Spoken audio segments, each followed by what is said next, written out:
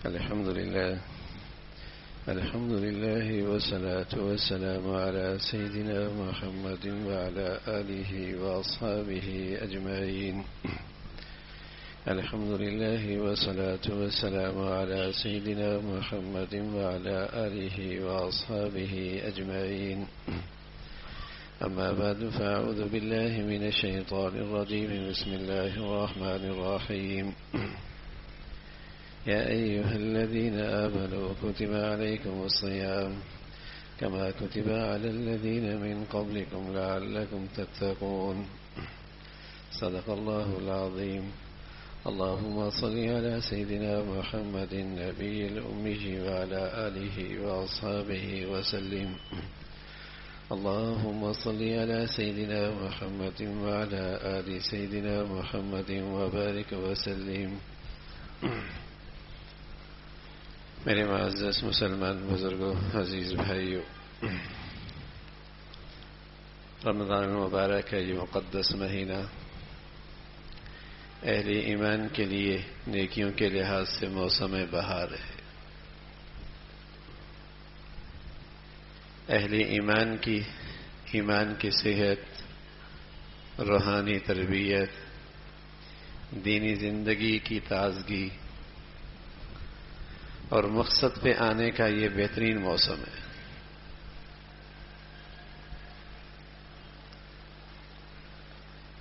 خوش نصیب لوگ اس مقدس مہینے میں وہ کچھ پا لیتے ہیں کہ انہیں اللہ تعالی کی ولایت نصیب ہو جاتی ہے، ولی بن جاتے ہیں. ولی کی ایک نشانی ہے، الا ان اولیاء اللہ کے ولی الذین آمنوا وکانوا یتقون، جو ایمان کے ساتھ تقوی کی زندگی گزارتے.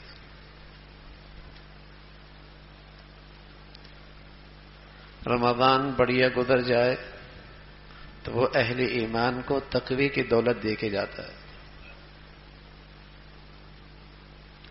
مسلمان کا رمضان بڑھیا گزرے تو وہ مسلمان کو تقوی کی دولت دیتا ہے، جو اسے اللہ کا ولی بنا دیتا ہے.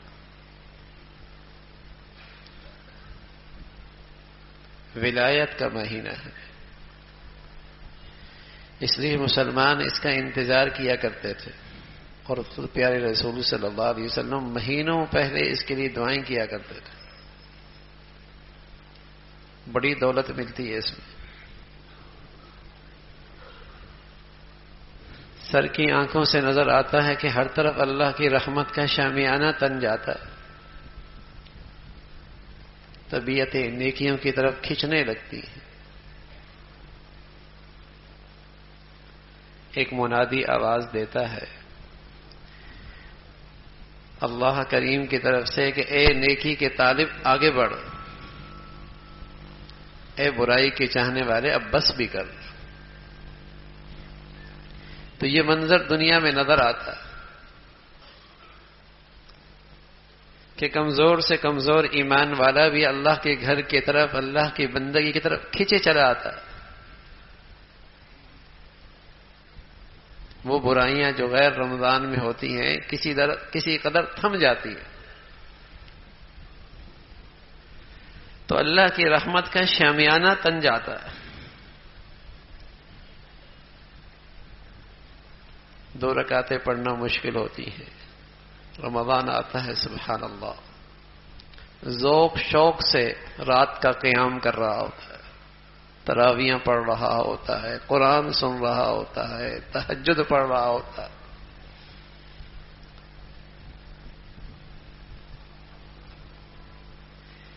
تو یہ سب اللہ کی رحمت کا نزول، اس کے یہ ثمرات، نتائج نظر آتے ہیں. اب رمضان بڑھیا گزر جائے، کاروباری لوگ اپنی سیزن میں کچھ اہداف مقرر کرتے ہیں.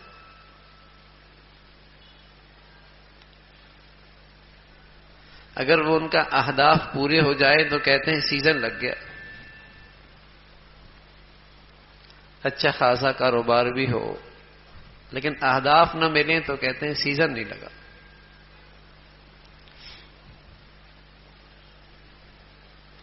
تو رمضان میں سحری مبارک، تراویح مبارک، روزہ مبارک، نوافل مبارک، لیکن ہدف بھی مل جائے لعلکم تتقون کہ تم پرہیزگار بن جاؤ، تمہارے اندر تقوی کی شمع روشن ہو جائے، تمہارے اندر تقوی کی شمع روشن ہو جائے، پرہیزگار بن جاؤ. تربیت کرائی جاتی ہے، کھانے کی طلب ہے، پینے کی طلب ہے، خلوت بھی ہے، تنہائی بھی ہے، نہ قانون کی رسائی ہے، کسی انسان کی نظر ہے، لیکن حلال کھانے سے بھی پرہیز کرتا ہے.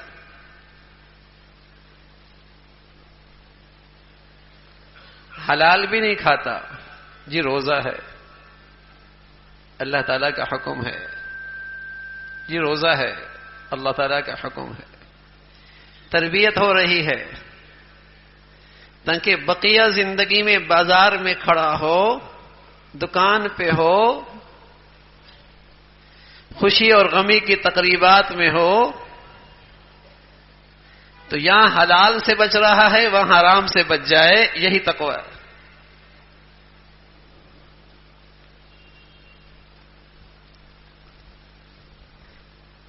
یہاں حلال سے پرہیز کرائی جا رہی ہے. ازواجی تعلق نہیں، کھانا حلال نہیں، پینا حلال ہے لیکن نہیں پینا، حلال سے روکا جا رہا.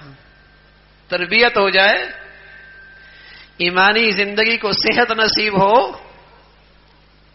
کہ بقیہ زندگی میں اس کا یہ ایمان اسے حرام سے روک سکے، برائی سے روک سکے. روحانی صحت،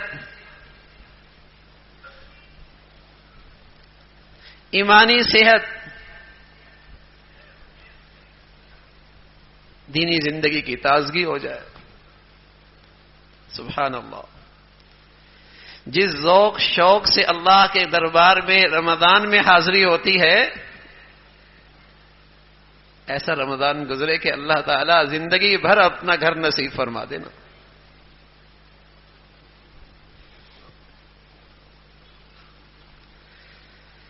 دینی زندگی کی تازگی ہے، مقصد پہ آنے کا یہ مہینہ ہے. 11 مہینے غفلت بھی ہو جاتی ہے، کمی بھی ہو جاتی ہے، بھول بھی جاتے ہیں، شیطانی اثرات سے بھی متاثر ہو جاتے ہیں. اللہ تعالیٰ رمضان دے دیتا، اور یہ اس کا کرم ہے، اس کی مہربانی ہے، اس کی رحمت ہے. اور پھر ایسی گھڑیاں دے دی، ایسے اوقات دے دیے کہ بہانے ہیں نوازنے کے.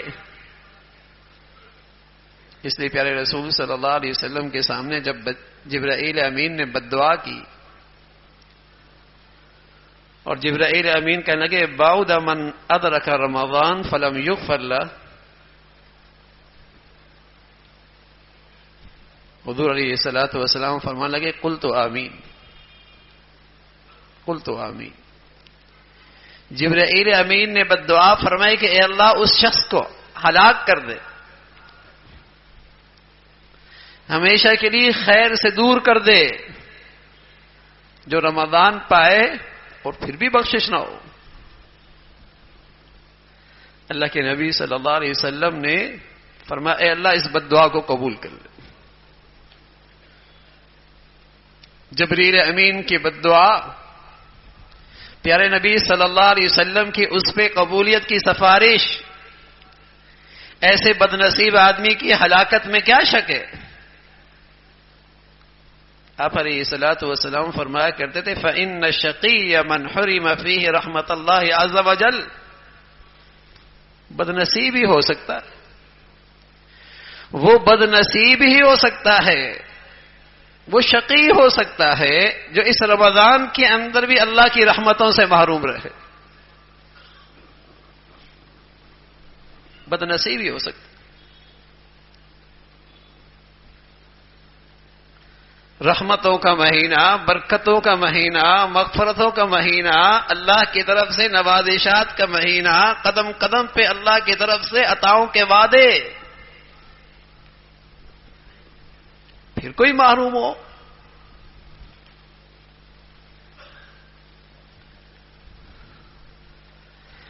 تو تربیت کا، ایمانی تربیت کا، دینی زندگی کی تربیت کا موسم بہار ہے، یکسو ہونا چاہیے، پوری توجہ لینی چاہیے۔ رمضان آ گیا، بچوں کو، بچیوں کو تربیت کرنی ہے، گھر کے ماحول میں ایمانی تربیت، ایمانی ماحول لانا ہے، پھر نہ ملے۔ ابھی تو طبیعتوں میں نیکی ہے، شیاطین بند کر دیے گئے ہیں، بس اوقات خیال آتا ہے شیاطین بند کر دیے گئے تو پھر کوئی بد نصیب ایسے بھی تو ہیں جو رمضان میں بھی روزے نہیں رکھتے، اور ایسے بے حیا ہو گئے ہیں کھلے عام کھاتے ہیں۔ شیطان نہیں تو پھر یہ کیسے؟ بس اوقات سورج غروب ہو جاتا ہے لیکن اس کی تپش تو رہتی ہے نا۔ بس اوقات آدمی آگ کے پاس بیٹھا ہوتا ہے، آگ بجھ بھی جاتی ہے، اس کی تپش تو باقی رہتی ہے نا۔ تو 11 مہینے اس پر شیطانی اثرات اتنے بڑھ گئے کہ اس کے اثرات تو ہیں نا۔ بس اوقات خود اس انسان میں شیطانیت آ جاتی ہے، گناہ کر کر کے بے حیا ہو جاتا ہے۔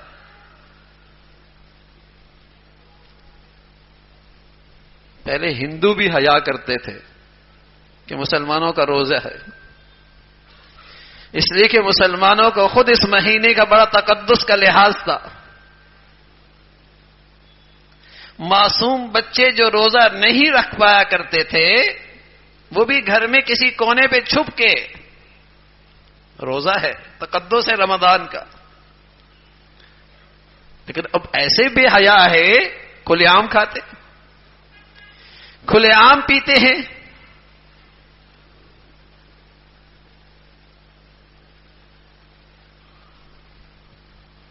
تو اس کے اثرات ہیں۔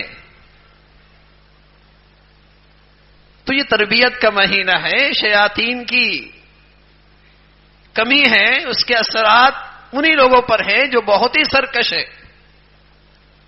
تو اپنے بچوں کی تربیت کرائی جا سکتی، اپنی بچیوں کی تربیت کی جا سکتی ہے کہ مسلمانوں کا مہینہ تربیت کا آ گیا، نیکی کا شوق، اور سب سے بڑھ کر میرے عزیزوں کہ اس مہینے میں پرہیزگاری کی مشق بہت بری بات ہے، بڑی محرومی ہے کہ روزہ رکھ لیا، حلال سے رک گیا، حرام سے پھر بھی باز نہ آیا، تو ایمانی صحت کیسے ملے گی؟ روحانی تربیت کیسی ہوگی؟ کہ روزہ رکھا، حلال نہیں پیا، حلال نہیں کھایا، لیکن آنکھوں سے حرام پھر بھی دیکھ رہا ہے، بد نظری ہے، بد نگاہی ہے، زبان سے فحش گفتگو ہے، غیبت ہو رہی ہے۔ اللہ کے نبی صلی اللہ علیہ وسلم کی خدمت میں ایک خاتون کو لایا گیا، یا رسول اللہ اس کو بہت روزہ لگ رہا، بہت روزہ لگ رہا۔ فرمایا اسے قے کرواؤ۔ جب اس نے قے کی تو اس کے اندر گوشت کے ٹکڑے، تازہ خون۔ یا رسول اللہ یہ کیا؟ فرمایا روزہ تو رکھا ہے لیکن یہ غیبت سے نہیں رکی۔ اَيُحِبُّ أَحَدُكُمْ أَن يَأْكُلَ لَحْمَ أَخِيهِ مَيْتًا فَكَرِهْتُمُوهُ؟ پانی نہیں پی رہا، حلال نہیں کھا رہا، مردار کھا رہا ہے، روزے میں مردار کھا رہا ہے، روزہ رکھا ہے لیکن حرام کمانے سے باز نہیں آیا، حرام لین دین سے باز نہیں آیا، تو ایسے تو اس بیچارے پر رمضان 30 سال سے آ رہے، 40 سال سے آ رہے ہیں، اس کی زندگی میں تو کوئی فرق نہیں آیا۔ وہ جو ہم کہہ رہے کہ رمضان صحت کا مہینہ ہے، رمضان روحانی تربیت کا مہینہ ہے، رمضان ایمانی تازگی کا مہینہ ہے، رمضان آیا اور چلا گیا، مسجدیں بھری پھر خالی ہو گئی، کچھ اہتمام نظر آیا پھر مسجدیں ویران ہونے لگی۔ اللہ نہ کرے ایسا ہمارے ساتھ ہو، اللہ نہ کرے اللہ ایسا ہمارے ساتھ ہو۔ تو یہ رمضان کو اس شان سے گزر جائے کہ مجھے ایمان کی صحت نصیب ہو، روحانی تربیت ملے، تقوی کی دولت مل جائے۔ لعلکم تتقون، رمضان آیا ہے تمہیں تقوی دینے کے لیے، پرہیزگار بن جاؤ کہ اللہ کا حکم نہ ٹوٹے۔ جب تقوی کا چراغ روشن ہوتا ہے تو فرمایا اعدت للمتقین، متقی لوگ ہیں، والذین اذا فعلوا فاحشة او ظلموا انفسهم ذکروا اللہ فاستغفروا لذنوبهم، یہ متقی لوگ ہیں۔ جب تقوی کا چراغ روشن ہوتا ہے، اگر کبھی بالفرض ان سے غلطی ہو بھی جائے، سبحان اللہ، یہ تقوی کا نور انہیں سکون نہیں لینے دیتا جب تک کہ اس کی تلافی نہ کر لے، جب تک کہ اس کی تلافی نہ کر لے۔ یہ تقوی رمضان اس لیے آیا ہے میرے عزیزوں کہ ہماری تربیت ہو جائے، ہماری اولاد کی تربیت ہو جائے، ہمارے دلوں میں تقوی کا نور آ جائے، جو خلوتوں میں، تنہائیوں میں، طریقیوں میں، معاملات میں، معاشرت میں ہمیں اللہ تعالی کی نافرمانی سے روک دے۔ اس لیے رمضان آیا کہ زندگی میں پاکیزگی، طہارت آ جائے۔